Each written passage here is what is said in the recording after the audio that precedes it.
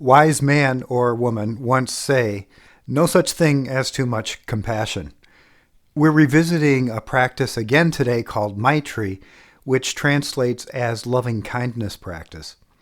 In a world where there's a tremendous amount of uncertainty, where so many things seem to be out of our control, a practice like this gains momentum, gains energy, gains intention through repetition. And so we take it on once again. Hi, I'm Steve from Steve White Yoga, bringing you the application of yoga to manage your health, improve your relationships, and balance your life. Let's take a look at today's session.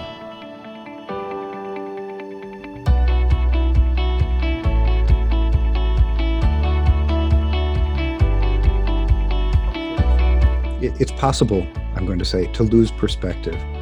And so this is a practice that is called Maitri in the tradition. And the essence of it is that we offer loving kindness, certainly to ourselves, but then make a broader and broader ring to include others and of ultimately, as they would say in the Buddhist tradition, all sentient beings, which I think means anything that breathes. Oh. That will be our focus today. There was a massive clay Buddha in this place. I don't know whether it was it's a city or it's a monastery, but in Thailand, it's called Sukhothai. And so it had featured this massive clay statue, which had been cherished by the monks and carefully preserved over centuries, and survived wars and storms and whatever else. So along came, I think this was in the 50s, there was a long dry spell in the area, and it led to cracks developing in the clay. So some enterprising monk took a flashlight, shined it into one of the cracks, and discovered that underneath was the largest pure gold Buddha statue ever known. So the statue had evidently been covered in clay to survive difficult times and not to be destroyed or stolen or whatever. But it could be said that this is a reflection of our own story to be human, that we identify with the covering and we forget about the gold that's underneath. And so this sort of leads into today's practice, which in Eastern terms is about suffering. And suffering can occur on many levels. Sometimes it's suffering with a hangnail or a minor disappointment, and sometimes it's suffering due to, severe illness or injury or some trauma that people, can suffer in life.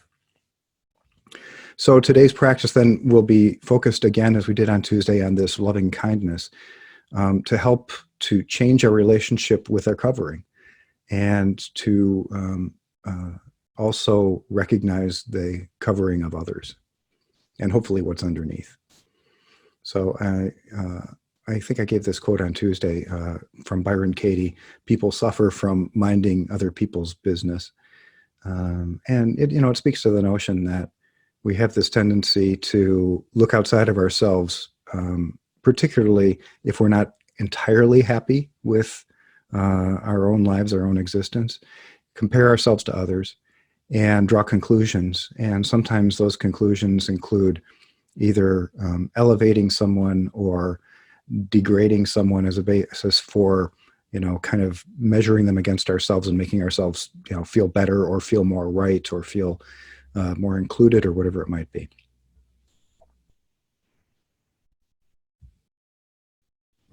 So, as I said already, suffering can come from many different causes, and it can be, something very serious or something fairly mild.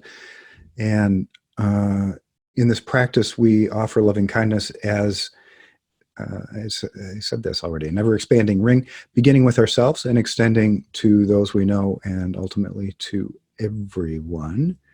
And so we'll widen the sphere from ourselves to others in a couple of different rounds of this.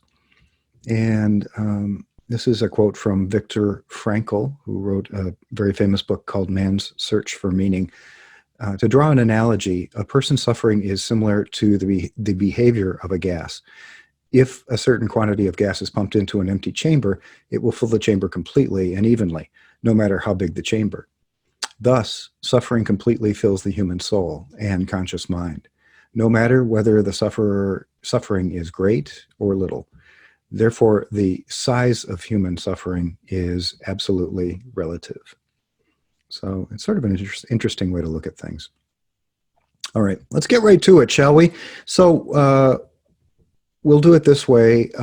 Again, similar to what we had done the other day. I will invite you to sort of settle in and find a comfortable place for yourself where you can feel both supported and relaxed. And as you do that, the format will be that we'll start out by using an anchor, just as we have before, and we'll run through those in a second here. And with that anchor, we'll sort of establish practice and spend a few minutes just sort of settling in with that as best our minds will allow.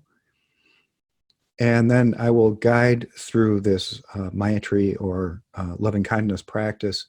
And some of you will recognize it. It's not the same as the last one, but it's fairly similar. But the process is that we essentially start with ourselves, and we offer ourselves a wish or a supplication. And that wish is for our suffering to end.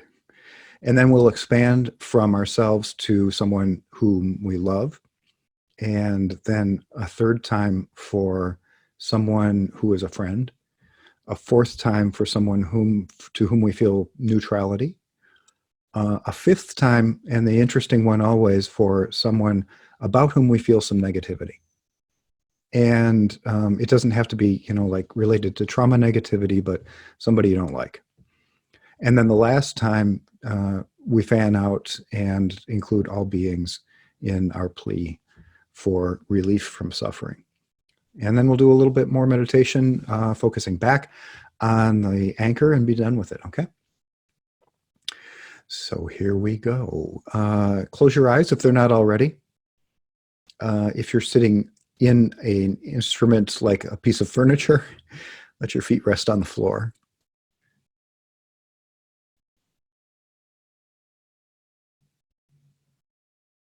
And for just a moment, bring your attention to your forehead, to your eyes, your temples.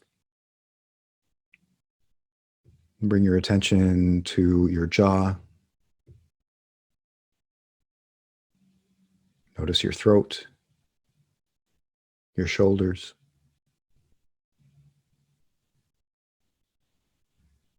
You might soften a bit through the arms and hands.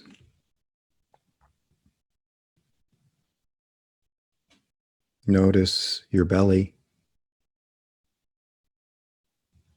your hips and legs.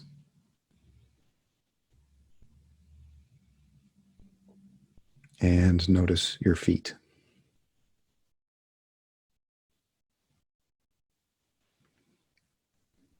And to the best extent you can, begin to just let go into the moment. So you might even take a deep inhale and exhale through your mouth. And maybe do that 2 more rounds. Inhale.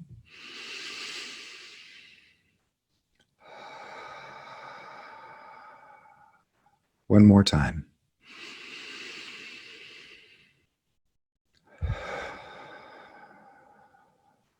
And then let your breath soften.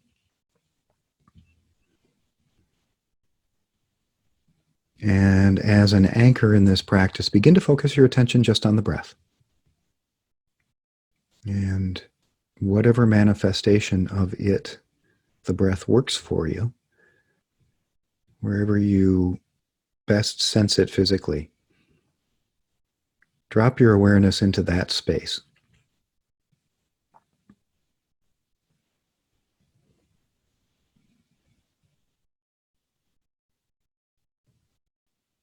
As you know of this practice, we're trying to relieve ourselves of the tendency toward judgment, toward an analyzing, concluding, evaluating. Just let the breath be and follow.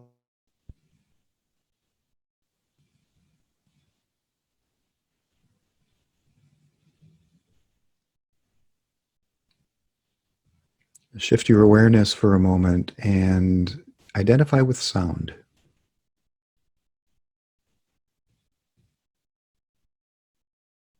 And again, without judgment, without conclusion, just follow sound.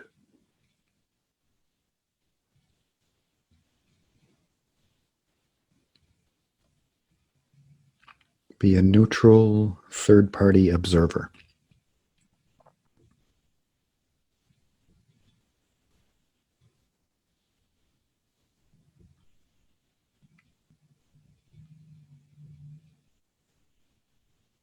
And shift your attention once more.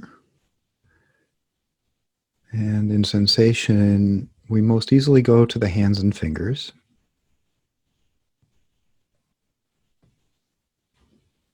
There are all different kinds of numbers, but I've seen one often 70,000 nerve receptors in the hands and fingers, which suggests there's a lot of capacity for sensation there.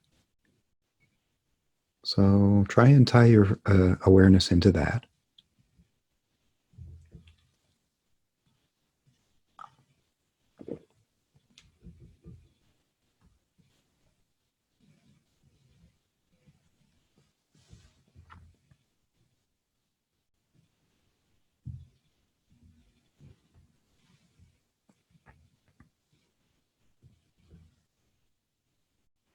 And then relax your effort for a moment. And this is the supplication which will only change from being I or you personally the first time to being they or whomever else in your life for later rounds. It sounds like this, just so you have it sort of starting to etch into your memory. May I be free from suffering and the root of suffering. May I be free from no, that's it. It's a short supplication. Sorry. I should have read this before. May I be free from suffering and the root of suffering. That's all we're doing. So, with that in mind, would you make the wish to yourself? May I be free from suffering and the root of suffering.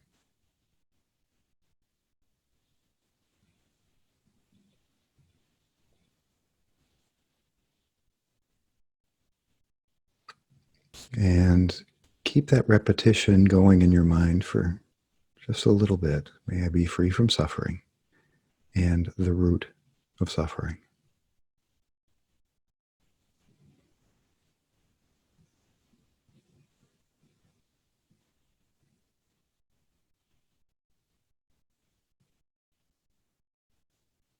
And you might consider that if or as you become free from your own suffering, others around you may benefit as well.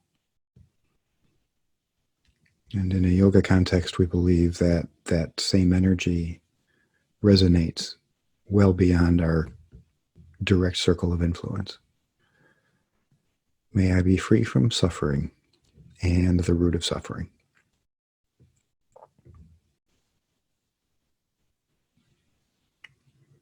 And then let your awareness shift to someone in your life whom you love.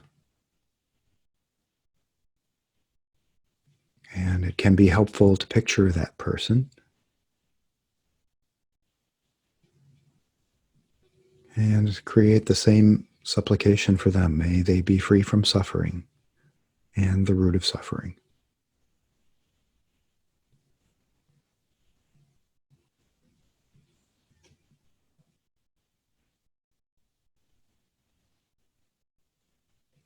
Sometimes it helps even to, like insert name here. May Jane Doe be free from suffering and the root of suffering.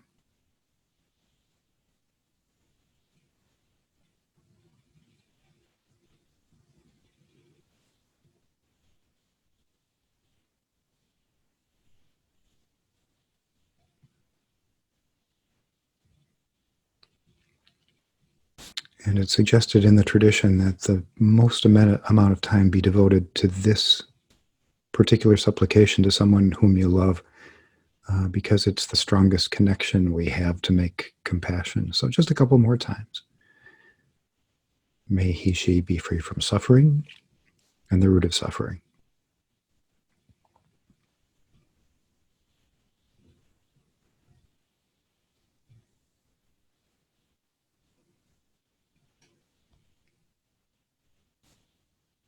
And then bring to mind a close friend. And once again, a visualization can be helpful if it works for you. And to that person, name inserted, may they be free from suffering and the root of suffering.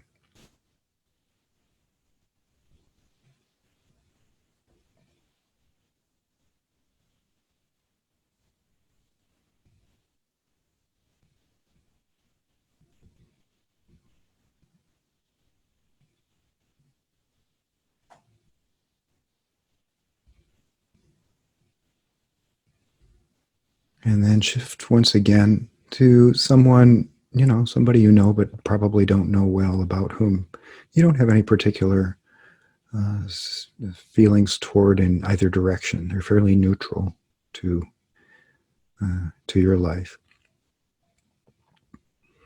May they be free from suffering and the root of suffering.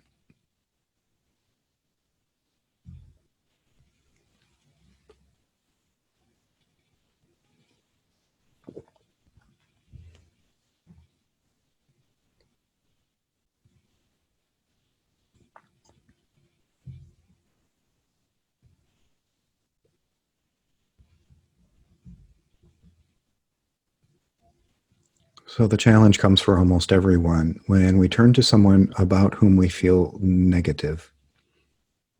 And in fact, it sometimes even seems a little hollow to create an aspiration for someone that you don't necessarily fully support. So until one becomes practiced in this particular modality, let it feel as it feels, even if it's a little hollow. So to someone to whom you feel negative, may they be free from suffering and the root of suffering.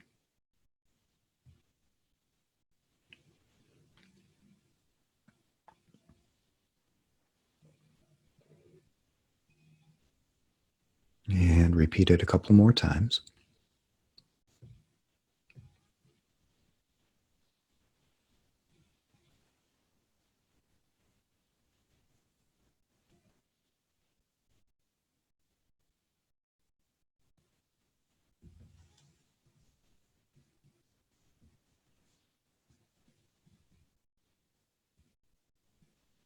And then finally, we extend this same energy to all beings, great and small, on the planet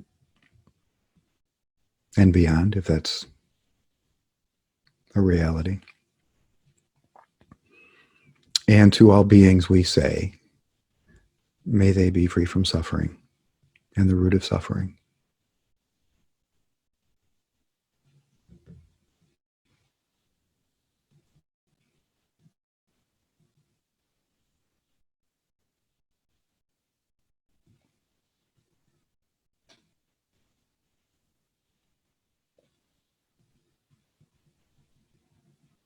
And then we come back for one lightning round, the last time. So coming back to yourself, may I be free from suffering and the root of suffering.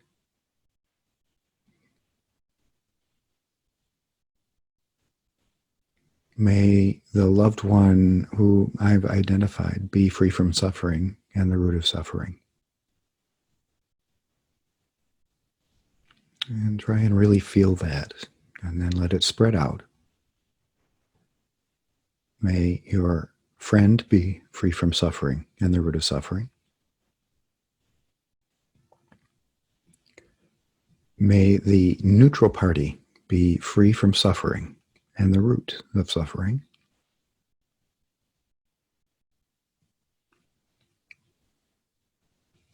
May that person to whom you feel negative be free from suffering and the root of suffering.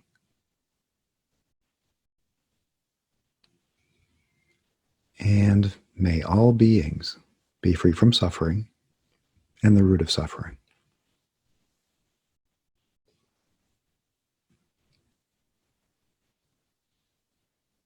And then come back to one of your anchors, whichever one appeals to you, the sound, the sensation, or the breath. And bring your awareness to settle there just for the next 2 or 3 minutes, perhaps.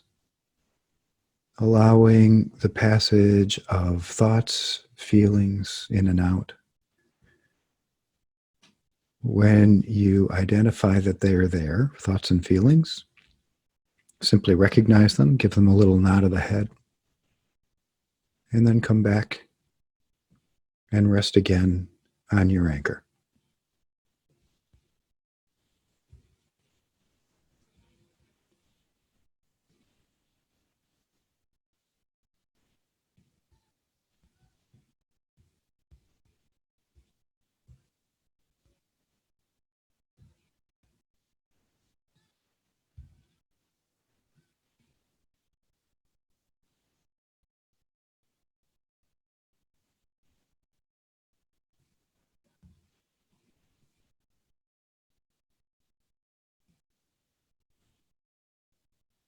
Recall that the mind, by design, will flit from thing to thing to thing. So while this isn't an easy process, it can still be a pleasant one by simply recognizing and allowing whatever thoughts, whatever emotions come into the equation, allowing them, and then settling back in for another few moments on your anchor.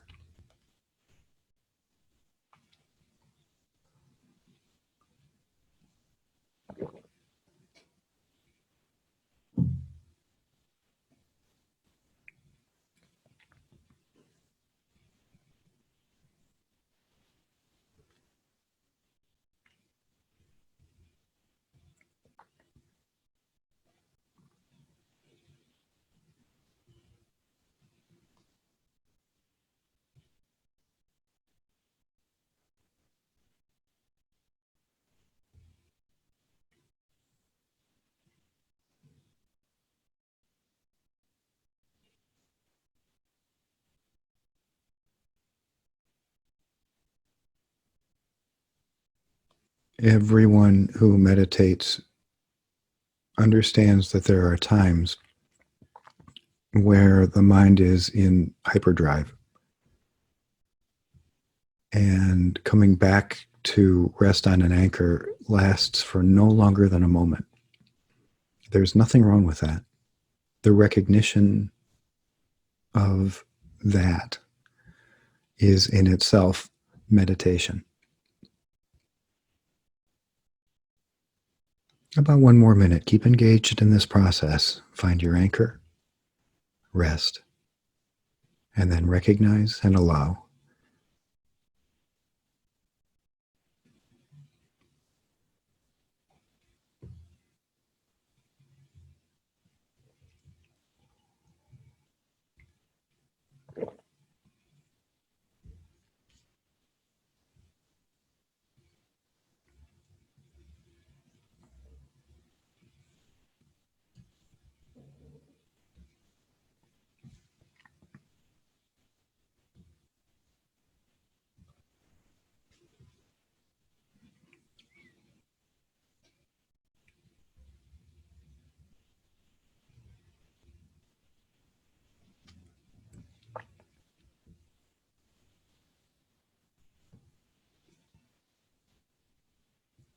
And allow your effort to relax. Good work. So, in closing, just a couple of things, if you will indulge me. One is for the next 5 days or however long before we see each other again, would you make an attempt to find 10 minutes to sit with your anchor? Guided meditations are great, and there's nothing wrong with them, but like anything else, too much of a good thing. And while guided meditations really can be helpful for a lot of people to sort of settle in and relate to this process, silent meditation is, in my experience, in my opinion, where the real magic begins, which doesn't mean you have to do it all the time. But it does mean that if you have engaged in a regular practice, and if it tends to be guided through an app or whatever, just sprinkle some silent meditation in, some occasions where you spend 10 minutes and just do your thing. And if it's difficult for you, then join the club, because it can take months of regular practice before some minds want to settle down into just sort of being with silence for that long. So give it a go. That's the encouragement. Speaking of Tara Brach, she has a book called Radical Acceptance, Embracing Your Life with the Heart of a Buddha. And I just adore her. I've got a lot of her recorded programs and her 2 books. I think she has 2 books. And so highly recommended if you are a reader and if this realm interests you. In the mobile app category today, if you're looking for something as a recommendation, Calm is a very popular one. It's one of the most popular.